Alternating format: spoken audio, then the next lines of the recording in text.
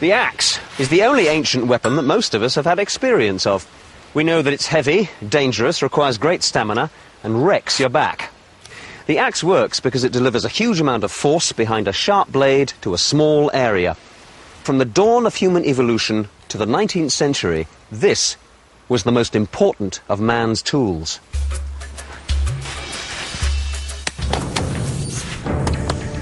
And that makes perfect sense.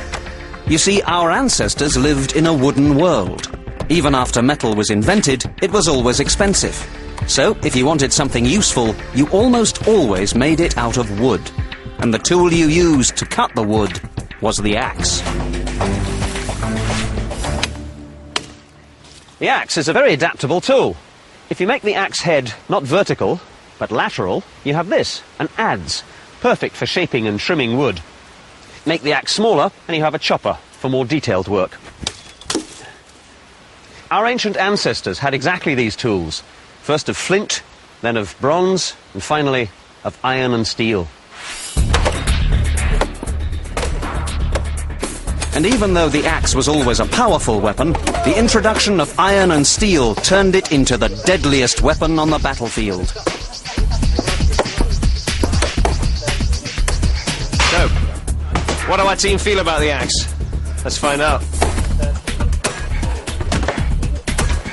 How are you finding this then? You hurt? Well, even if it doesn't go through the shield, the energy of the blow hits you and it hurts. It's very dangerous. I don't really see why the axe became so popular. I mean, the axe is good for chopping, like straight down the head. Well, they're heavy. They're heavy. Prefer the sword, to be honest.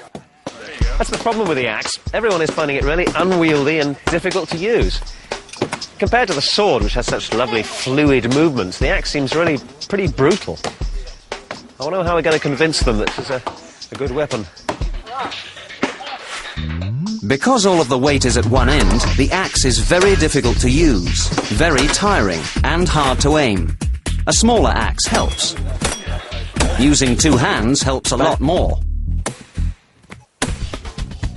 But once you learn how to work with it, even our Norse maiden can handle the axe with agility, grace, and speed.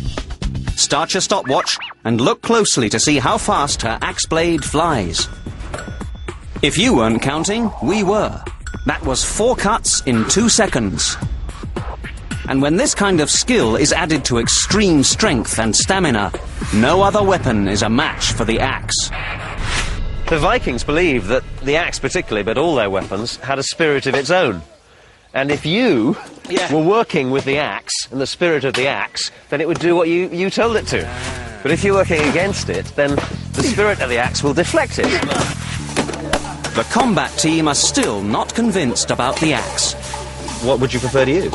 Well, a sword or something light, something that makes a bit of sense. Do you know what I mean? Listen, this weapon was prized for absolutely centuries. The Franks used it. It was one of their best weapons. The Saxons used it. The Vikings, it was their favourite weapon.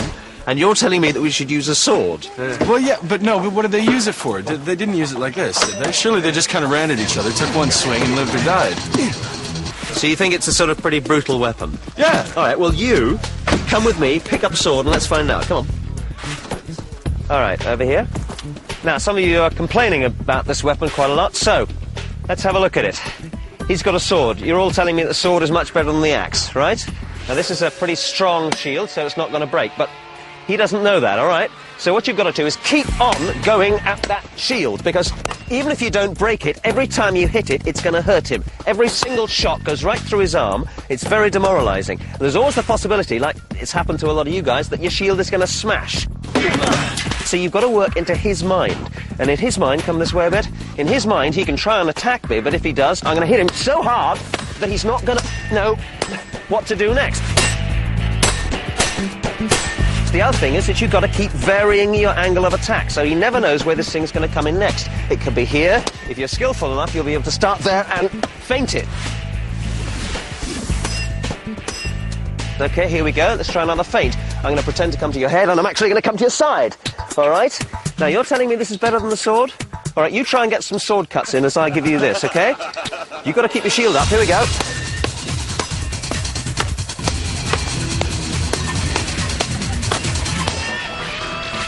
Did you have a chance to get a sword cut in? No. No. Now for a little, psychological warfare.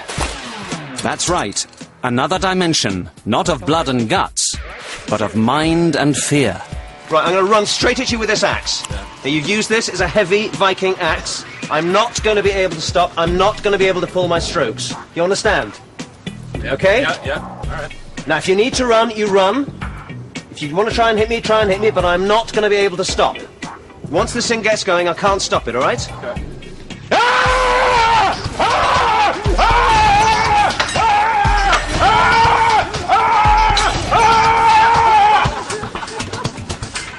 All right. So it's not such a bad weapon, is it? You didn't actually hit him. That's the whole point, isn't it? I didn't need to hit him. He was so terrified of me. But the axe does have its shortcomings. Under attack by a sword and a spear, I don't even have time to get the axe swinging. You might have guessed by now that I'm trying to prove a point. Unfortunately, it's a rather painful one. So, what am I trying to prove? The axe, as we've probably discovered, is completely useless in defence. For centuries, this was one of the most popular weapons, so it must mean that the guys who used this didn't bother about defence at all. It's a psychological weapon. It's like running at someone with a fist. There's no defence, you're just running at them. And as long as they know that you're running at them, you're going to win. That's what we've got to find out, psychologically, how to win with the axe. When using the axe alone, the warrior must keep it moving, even when not actually hitting his enemy. He creates a strike zone around himself. Any man or weapon that enters the zone is likely to be hit. With the axe in constant motion, the opponents must keep dodging the blade. When the axeman sees a gap in their defense, he immediately steps forward and attacks. But once he strikes, his axe is stopped, and the warrior is vulnerable. He must quickly redouble his attack, because as we've said, the axe is not a defensive weapon. Unless you use a lighter axe. The lighter axes can be used in one hand, with the shield in the other. So while the axe hand rests, the shield defends. So the warrior can be fresh and strong when he attacks!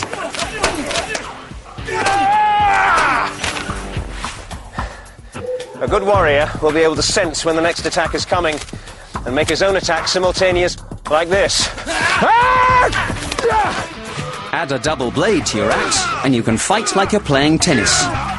Forehand and backhand.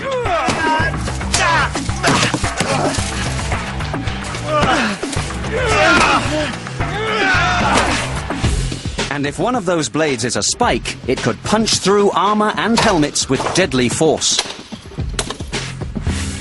The axe comes in many forms. These are throwing axes, called Franciscas, after the people who used them, the Franks.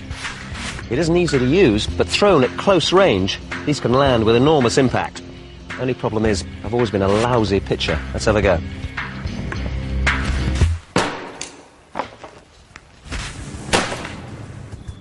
Not bad. Now this axe is a taper axe. This was used by the Saxons as a method of measuring land.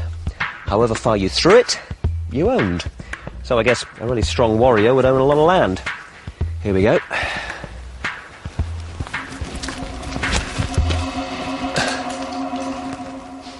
I don't think I'd do very well in Saxon times.